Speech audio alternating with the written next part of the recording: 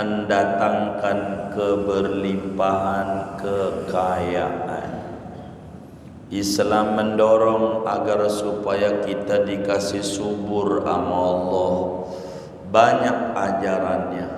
Dalam hadis yang lain Nabi bilang, man qara'a la ilaha illallah al-malikul haqqul mubin kulla yaum mi'ata marrah kana amanan lahu minal faqri. Siapa orang yang baca la ilaha illallah al-malikul haqqul mubin 100, apalagi habis zuhur, maka itu pelindung dari kesusahan hidup. Ada hadis yang lain, man qara'a la haula wala quwata illa billahil aliyyil azim mi'ata marrah lam yaftaqir abadan. Siapa yang baca la haula wala quwata illa billah 100 kali, lebih-lebih ba'da asar, maka tidak ngalamin susah seumur-umur. Maknanya Muslim didorong oleh agama supaya menjadi orang yang sukses, diberi kesuburan. Maka singkatnya, saudara sekalian yang mulia, tuh disuruh baca Waqiah tuh, biar kaya biar miskin, biar kaya biar miskin, biar kaya biar kaya. Disuruh baca surat apa itu tuh baca la haula, biar kaya biar miskin, biar kaya. Disuruh salat duha, biar kaya biar miskin, biar kaya. Diajarin zakat, maknanya biar kaya biar miskin, kaya. Diajarin haji, maknanya biar punya duit apa biar bokeh? Iya biar punya duit, biar kaya.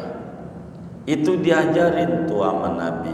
Pertanyaannya, udah kaya belum? Hah? Udah kaya belum? Belum. Baik, enggak usah takut. Udah kaya belum? Belum. Baik. Assalamualaikum warahmatullahi wabarakatuh.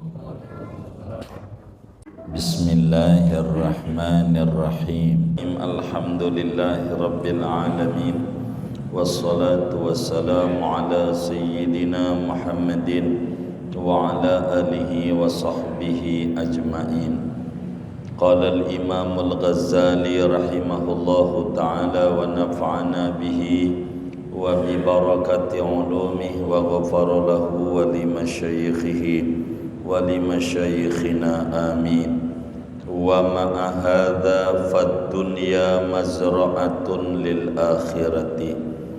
Di samping ini maka adapun dunia itu tempat bercocok tanam bagi akhirat. Faman akhadha minad dunya biqadri darurati liyasta'ina bihi 'alal akhirati fad dunya mazra'atuhu. Maka barang siapa mengambil ia daripada dunia dengan kadar kebutuhan, agar ia meminta tolong dengan dunia itu atas akhirat, fad dunya mazra'atuhu, maka adapun dunia yaitu tempat bercocok tanamnya. Wa man arada dunya liyatana'ama biha fad dunya mahlakatuhu.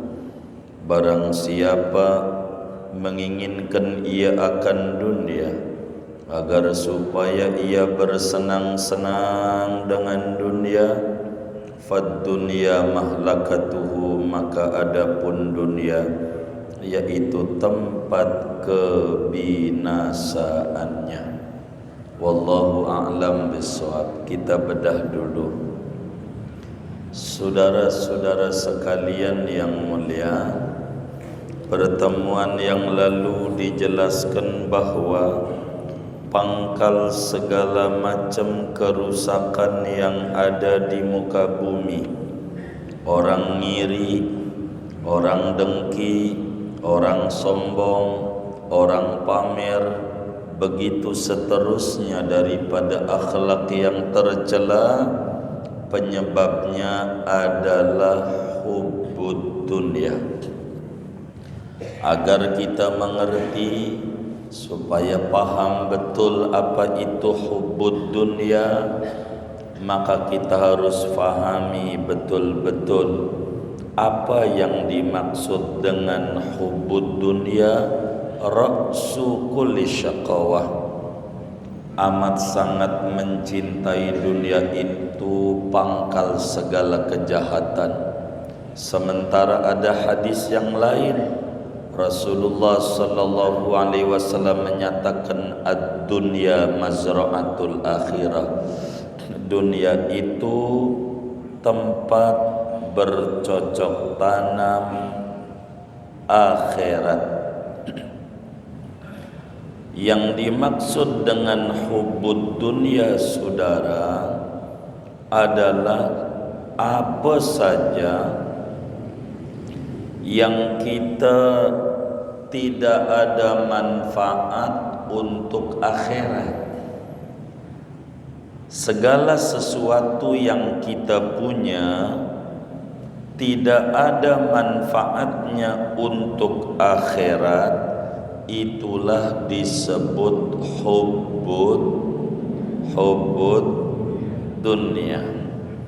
Seperti bersenang-senang dengan kemaksiatan, atau kita mengerjakan yang mubah-mubah di atas kadar kebutuhan, atau kita sebatas senang-senang saja, maka itu disebut hubbud dunya. Intinya apa saja yang tidak membawa kita manfaat di akhirat, itu yang disebut dunia yang tercela. Namun segala apa yang kita punya tapi ada manfaat untuk akhirat kita, maka itu tidak termasuk hubbud dunya. Saudara punya toko, saudara punya kontrakan banyak, udah punya lagi, tapi niatnya biar banyak bantu yatimnya. Tadinya satu kontrakan bisa bantu yatim barangkali 200 atau 300 ribu atau seperak, begitu istilahnya. Lalu kalau punya dua, mau biar 2 perak, 3 mau biar 3 perak, makin banyak yang dibantu, maka itu tidak disebut hubbud dunya, tapi disebut ad-dunya mazra'atul akhirah. Dunia tempat bercocok tanam akhirat. Agar kita mengerti bahaya tentang hubbud dunya, ada cerita menarik kejadian di zaman Nabi Isa alaihi salam. Zaman Nabi Isa, saudara, ada 3 orang menemukan harta karun. Menemukan harta karun 3 orang. Dia bingung. Biasa tuh kalau belum punya nggak bingung, udah punya dia bingung. Nemu nih harta karun. Kalau kita gotong rame-rame, begitu. Kalau kita gotong rame-rame, ini bakal ketahuan orang minta uang denger, repot. Jadi bagaimana? Bersepakatlah orang 3 ini, karena memang perutnya lapar, suruh turun ke kampung beli nasi. Kalau kita 3-3-nya turun, repot ketahuan orang, kudu salah satu. Ayo beli nasi, kita lapar. Maka bersepakatlah 3 orang, 1 orang yang turun untuk beli nasi. Lalu kemudian dia beli nasi turun, ya orang Betawi nasi uduk semur jengkol. Kalau enggak sayur asem aji masak, iya kan, di Pondok Karya juga. Dia beli dato, dia makan dulu sebelum temennya. Orang dia lapar, udah beli, dibawa 2 bungkus buat temennya. Otaknya jalan.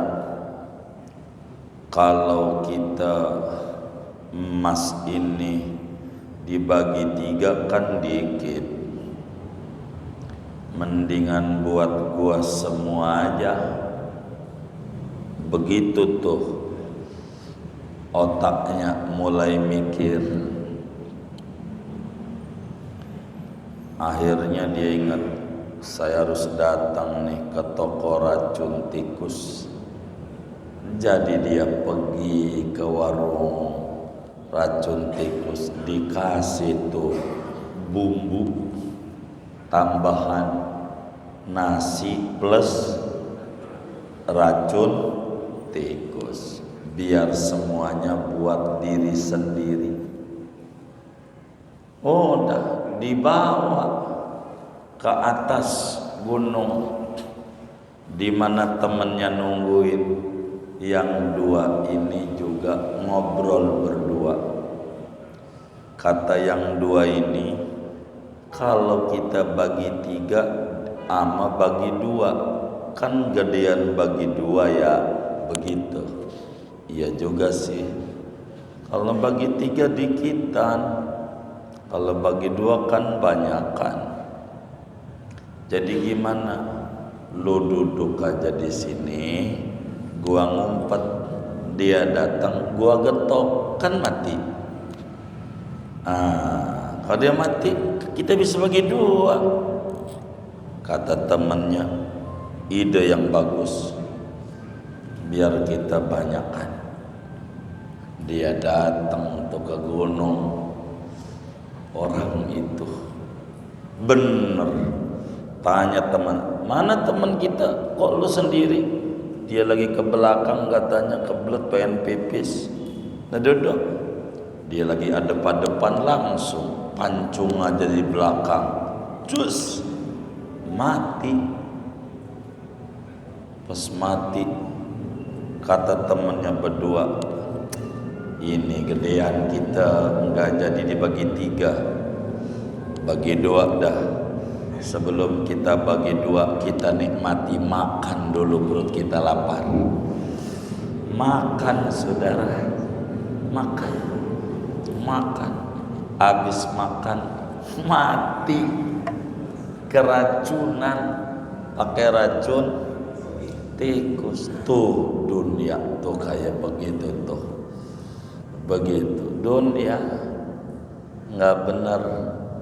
Maka apa saja yang tidak ada manfaat untuk akhirat maka disebut dunia. Karena itu kata Sayyidina Sa'id bin Jubair radhiyallahu ta'ala an, yang namanya hubbud dunya itu apa saja yang membuat kita lalai untuk kepentingan kita di akhirat, itu namanya dunia.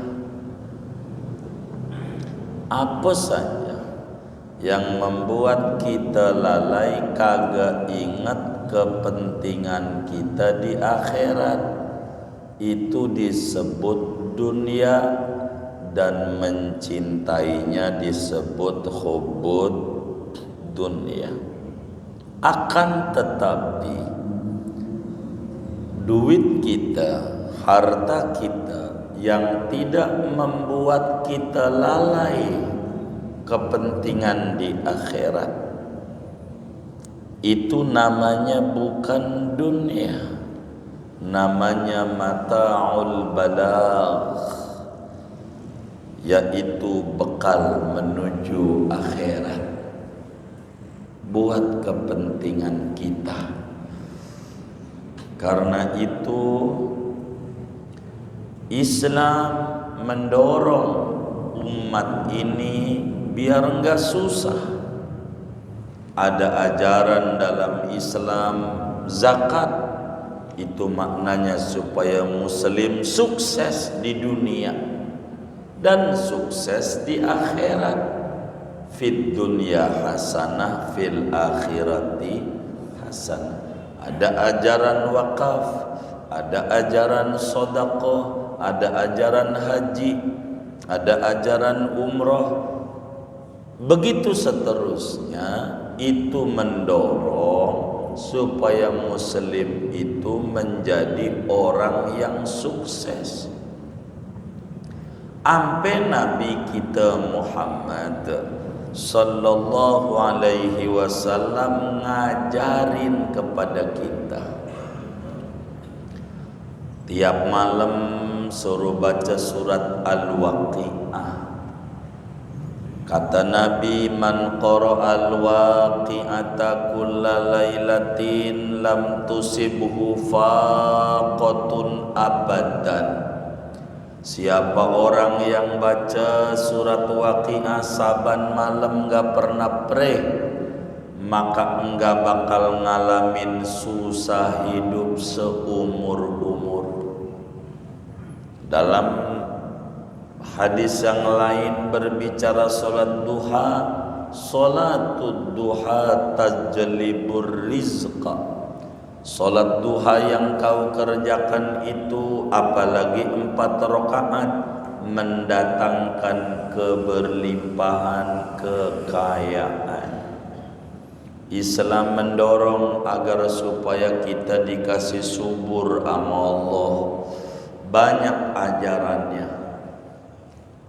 Disuruhlah kita baca sholawat, itu juga biar kita dikasih subur. Ampe Nabi bilang, man sholla alai kulla yawm 500 marra lam yaftakir abadan.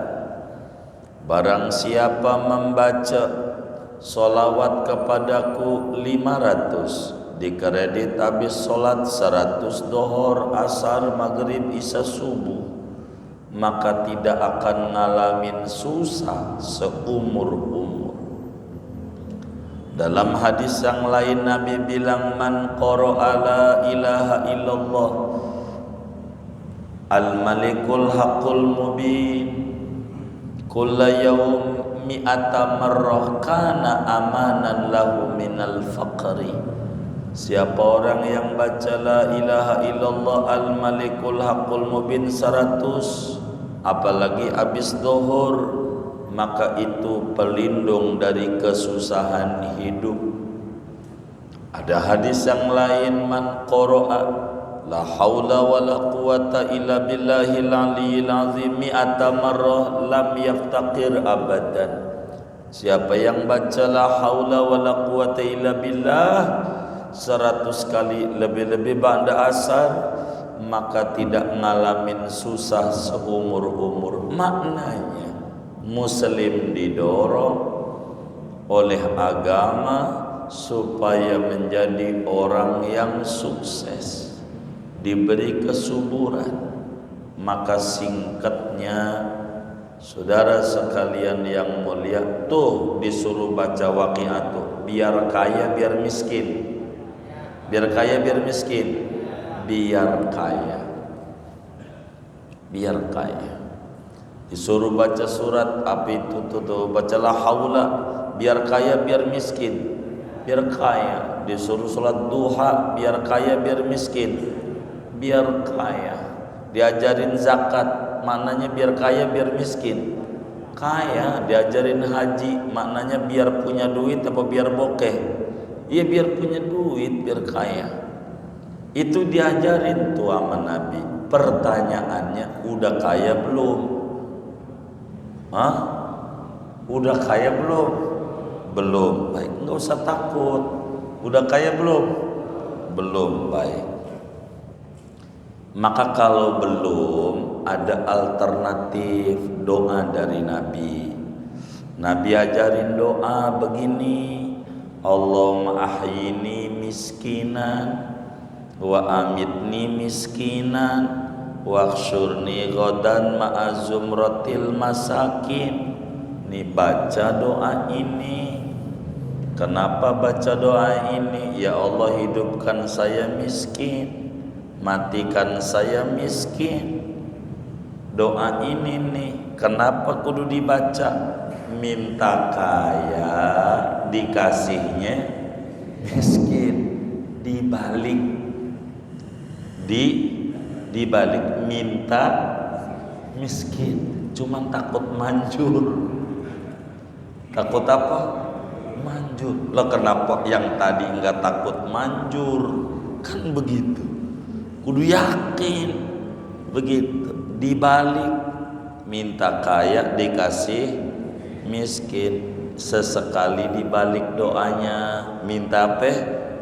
Miskin biar kaya, cuman takut manjur. Tuh. Kenapa tadi tidak yakin manjur yang mantap? Begitu. Sebab kita enggak bisa berzakat kalau kita enggak punya. Kita enggak bisa haji umroh kalau kita enggak punya. Ada yang enggak punya bisa haji, ada jarang. Begitu, tapi ada, jangan jadi ukuran.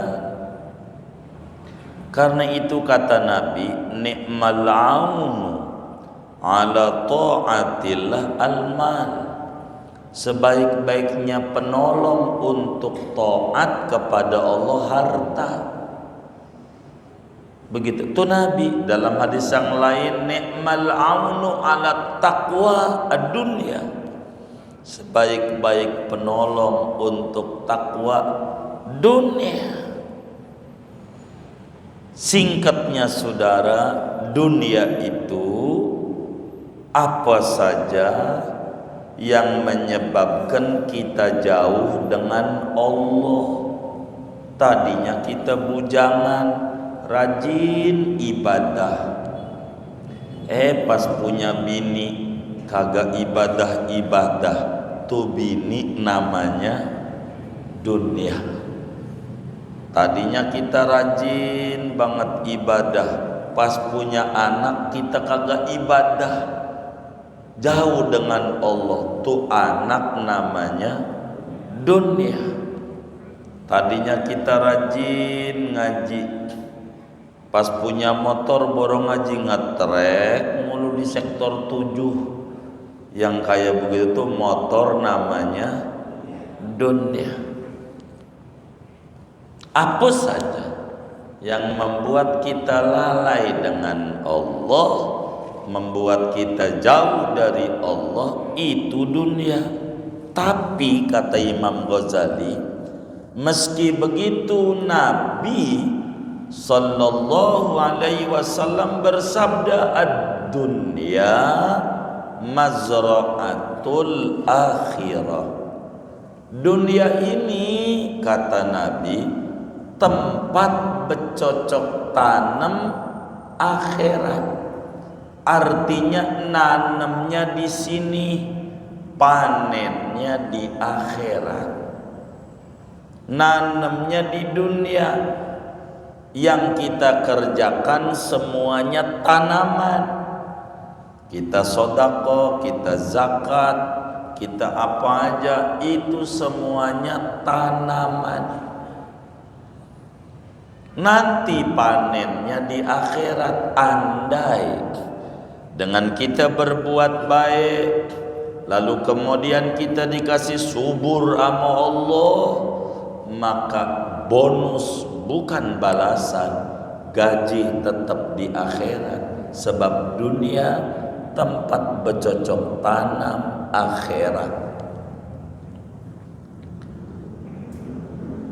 Karena itu saudara, anak, istri, duit, motor, mobil, pangkat, jabatan, rumah, atau apa saja, sejatinya tidak dicela oleh agama secara zatnya.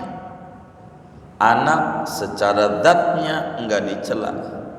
Istri secara zatnya enggak dicela.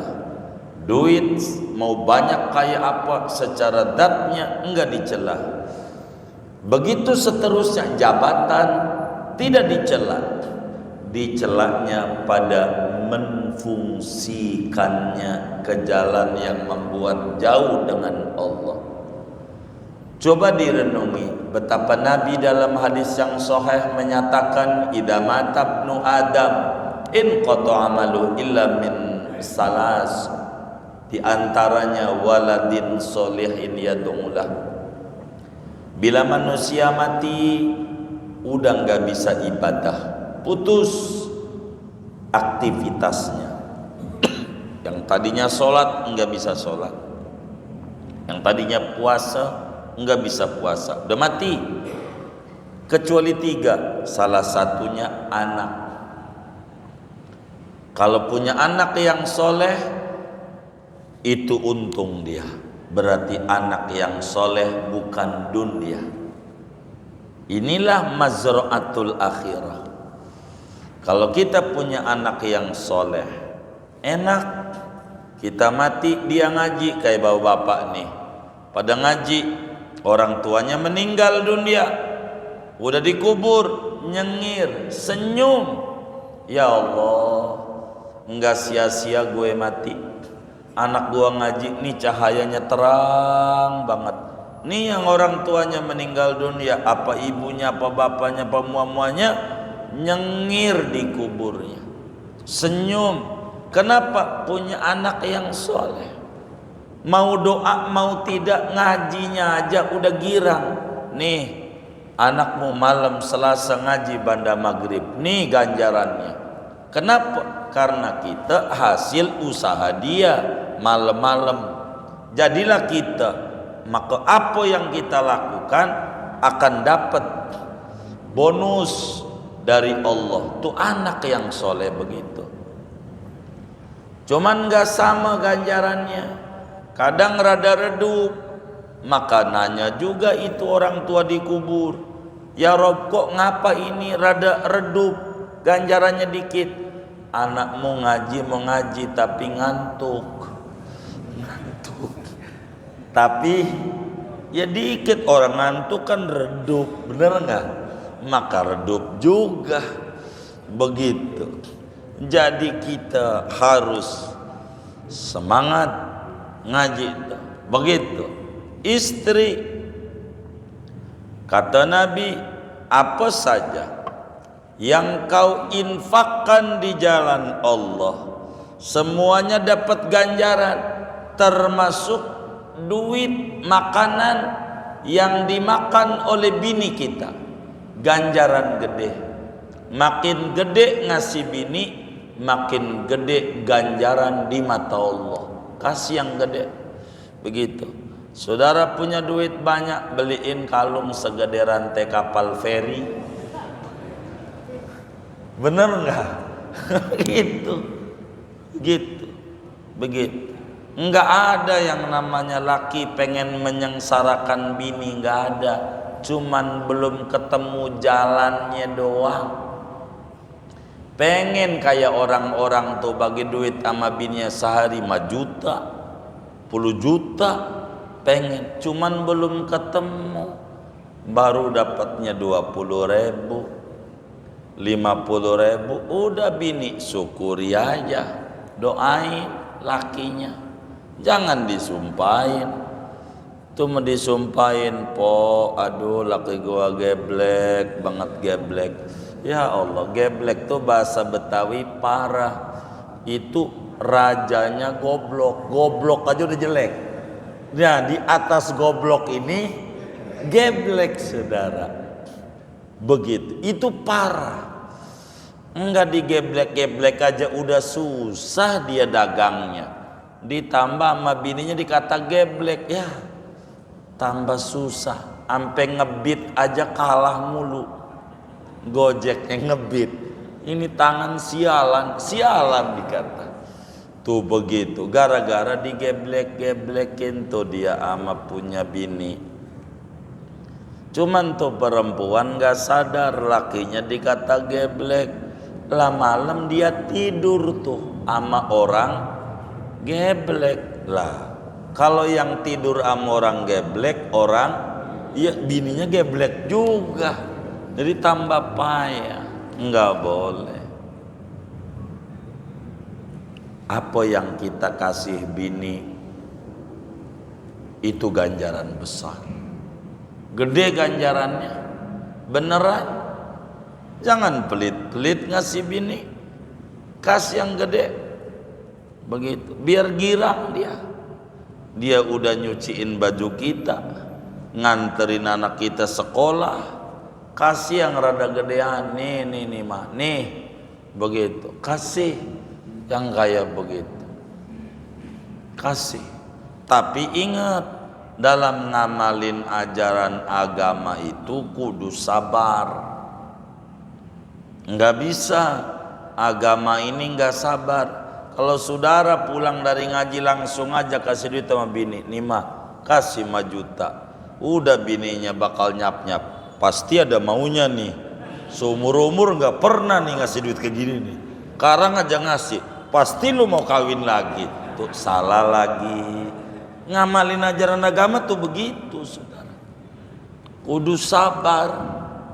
Ngamalin ajaran agama tuh nggak bisa. Ente ngucapin salam, Nabi kasih sama sahabat, nih hebat Nabi. Ada sahabat mukanya kusut, gitu dekil, kucel, kumel, nggak menarik tampangnya. Ampe dibilang ente ini nampaknya sufi. Bener, sulit finansial. Apaan? Sufi.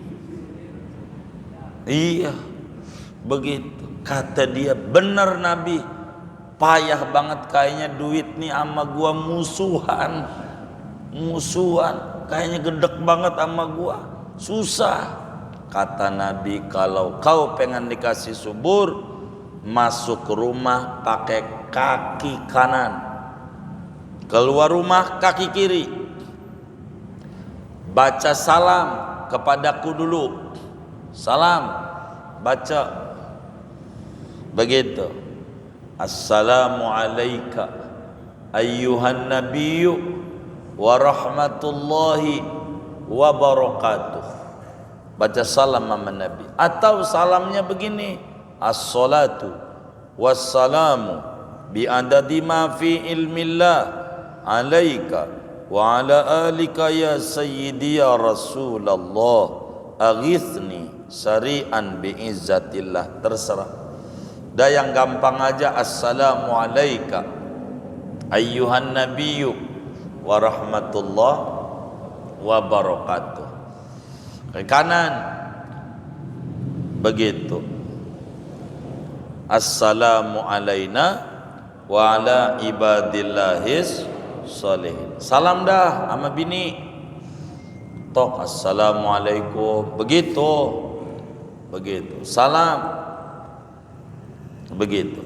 Atau dibalik, salam dulu assalamualaikum, baru assalamu alayka ya nabiyyu, silahkan.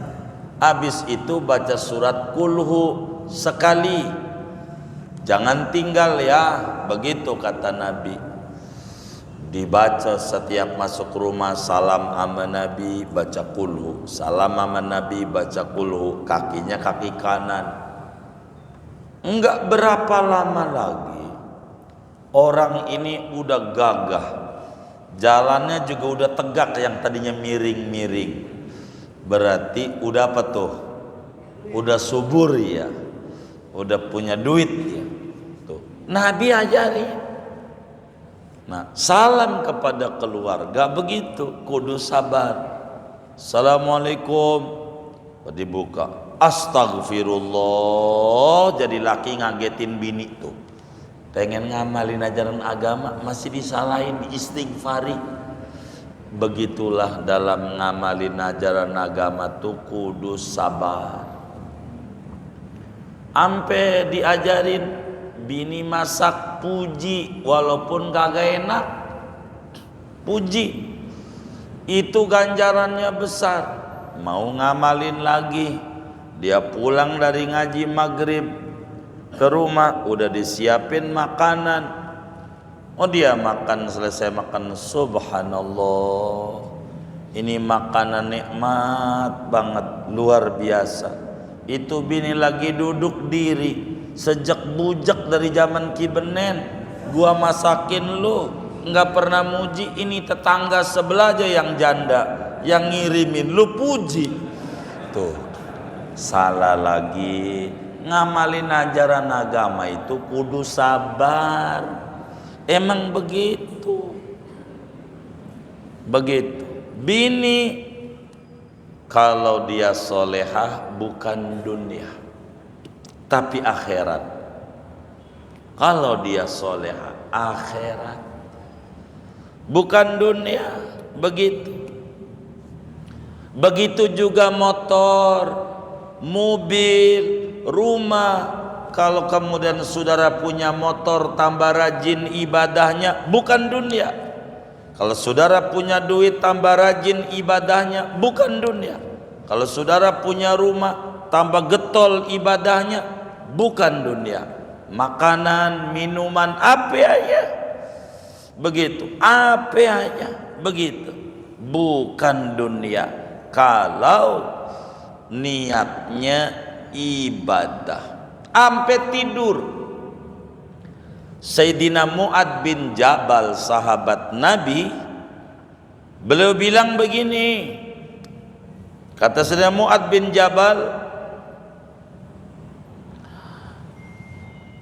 arju fi naumati ma arju fi qaumati. Sayyidina Mu'ad bin Jabal itu tidur begadang. Ketika tidur orang kata tidur mulu, bukan. Saya berharap ganjaran dengan tidur ini seperti mana saya berharap ganjaran dengan meleknya saya. Ketika mau mengistirahatkan badan, dia niat malamnya, ya Rabb, badan ada haknya untuk istirahat, maka malam ini saya mau tidur mengistirahatkan badan sesuai dengan perintah Nabi-Mu, beri ganjaran kepada saya dengan tidur saya. Begitu, makin ngorok makin gede ganjarannya. Ngiler lebih banyak lagi banjirnya. Kalau ngiler, saudara, tuh apa aja diniatin akhirat jadi ganjaran.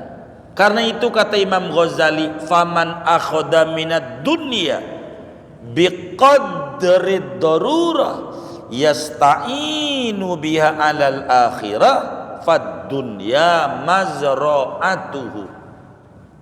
Siapa orang ngambil dunia, nyari duit, dagang, kerja apa aja,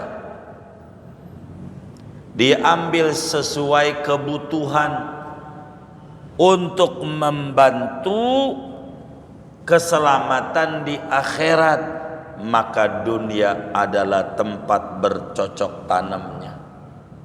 Begitu, makin kita banyak duit, makin banyak manfaat yang dirasa oleh orang. Begitu.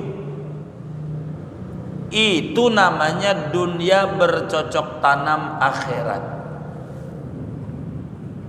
Jadi dunia ini bagaimana kita biar sukses di akhirat, ya dunia. Saudara berbuat baik aja. Dunia. Begitu kata Imam Ghazali, orang dunia tempat bercocok tanam akhirat sesuai kebutuhan. Yang bikin stres hidup sesuai keinginan. Kalau nurutin keinginan gak ada habisnya. Ini yang bikin depresi, ini yang bikin galau, ini yang bikin stres. Keinginan nggak ada habisnya, keinginan nggak ada habisnya. Maka ada keinginan, di bawahnya ada kebutuhan, di bawahnya ada kemampuan. Ikuti kemampuan pada kebutuhan, jangan pada keinginan. Stres. Kita punya anak, mampunya kita kuliahnya kelas ya sebulan 3 juta, cari kampusnya sebulan satu semester 3 juta. Cari kampus yang semester 3 juta. Jangan yang sekian biar keren. Jangan nyari keren, nyari mampu. Begitu. Hidup adalah pilihan. Pilihan. Enggak apa-apa.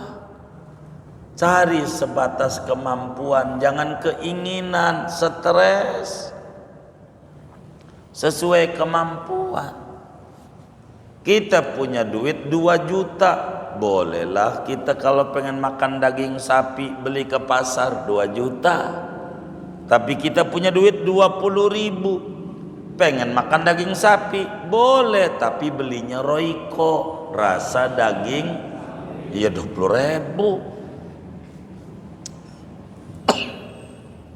Yang penting ada rasanya. Lihat orang tua kita dulu di Betawi, duren atu, anak banyak kayak biji tasbih, 33 anaknya. Bagaimana biar cukup? Dia apa namanya, ketan itu loh, ketan tuh. Oh ya kinca, kasih aja kuehnya sedangdang. Yang penting ada rasa-rasa.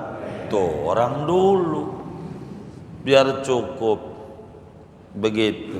Kasih kincanya sama ketan.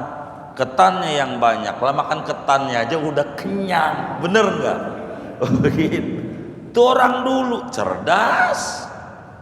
Dunia. Namun kata Imam Ghazali, waman aradat dunia liyatana'ama biha fad dunya mahlakatuh. Siapa orang yang menginginkan dunia hanya untuk senang-senang semata, di mana tempat makan apal, tapi majelis ilmu kagak ngerti, makan jalan-jalan kemana aja, ini namanya dunia, tempat kebinasaan dia. Kita ini asalnya dari akhirat, dari surga, itu tempatnya Nabi Adam. Engkong kita kudu balik di akhirat. Apa yang kita kudu bawa, bawa. Maka bila saudara ada kotak amal masjid diisi, itu bukan sedekah, tapi mentransfer harta kita untuk keselamatan kita di akhirat. Bukan sedekah, bukan. Ngawetin duit. Itulah caranya. Ada kotak amal Jumat tuh di Masjid Al-Abror. Jangan pura-pura merem, udah lewat aja melek lagi. Emang ada yang kayak begitu? Ngaji juga orangnya lagi. Jangan. Isi ngawetin duit kita. Enggak apa-apa. Supaya kita ini selamat. Ini penting. Maka dunia saudara, asal kita jadikan alat untuk bahagia di akhirat, nggak apa-apa. Budian Al-Mahri bangun masjid tuh kubah emas. Kira-kira orang miskin orang kaya itu, kan orang kaya, manfaat hartanya bagus, begitu bagus, namanya ditransfer untuk kepentingan kita di masa mendatang. Dan kita sadari kalau kita mati kagak ada yang dibawa. Saya nggak tahu kalau di Pondok Karya kan orang kalau meninggal dimandiin, mandiin nggak? Mandiin, habis mandiin kasih kain kafan. Kain kafannya dikasih kantong gak kayak gini nih? Hah? Lah kagak. Lah ngapain dipusingin nih dok? Kalau kagak, udah syukuri yang ada, biar Allah kasih yang belum ada. Jangan gak bersyukur. Ada orang kaya raya, rumahnya gedong, di depannya ada tempat buang sampah. Dia berkata, pagi-pagi ngelihat ada orang miskin ngambilin nasi yang dibuang dia semalam. Dia bilang begini, terima kasih ya Allah, alhamdulillah saya dijadikan orang kaya, enggak kayak dia orang miskin. Pagi-pagi nyari makan bekasan orang yang dibuang semalam. Makasih ya Allah. Si miskin itu ketika habis ngambil nasi ngelihat mobil ambulan, dia bilang terima kasih ya Allah, saya masih sehat, enggak seperti dia, duitnya banyak, sakit, dibawa ke rumah sakit. Tuh alhamdulillah. Padahal makan nasinya dari tong sampah. Itu yang sakit stroke di rumah sakit di IGD, ngelihat ada kereta jenazah, makasih ya Allah, biar kata stroke saya masih hidup, enggak kayak dia udah mati. Tuh ternyata yang tidak bisa terima kasih sama Allah satu orang mati doang. Jangan sampai saudara masih ada nyawanya udah mati, enggak ada makasihnya sama Allah, yang ada jelek mulu Allah. Gua udah sholat duha, mana nih, mana, begitu. Allah dituntut begitu, kayak anak buah dia. Allah, ini enggak beres ya. Maka dunia jembatan akhirat. Jangan asik dengan dunia, tapi jadikan alat menuju kebahagiaan. Jangan bahagia dengan dunia, tapi jadikan dunia sebagai jembatan, bukan tujuan. Dan itulah orang yang beriman. Silakan saudara dagang-dagang, Nabi juga dagang. Saudara bertani, apa aja yang bisa. Itu adalah hal yang sangat manfaat. Segini aja dah ngaji kita. Wallahu a'lam bishawab. Ada yang ditanya mungkin dari materi ini atau di luarnya sebelum doa, silakan. Wallahu a'lam. Baik. Saya mau bertanya, apabila kita menjual barang kita kepada orang lain dan orang lain itu jual kepada kita, apakah kita itu berdosa? Jadi begini, kalau kita menjual barang kita kepada orang lain, tahu nggak kita bahwa orang lain itu niat belinya untuk zalim? Kalau kita nggak tahu, maka nggak dosa. Kalau kita tahu, maka menjadi dosa. Contoh, kita dagang bambu. Lalu ama yang beli bambu sama kita tanya, bang beli bambu buat apaan? Biar keker, saya mau nyunatin anak, mau nanggep layar tancep. Begitu. Nah, kan kita tahu dia mau berbuat enggak benar, ini baru dosa. Tapi kalau kita enggak tahu, enggak dosa.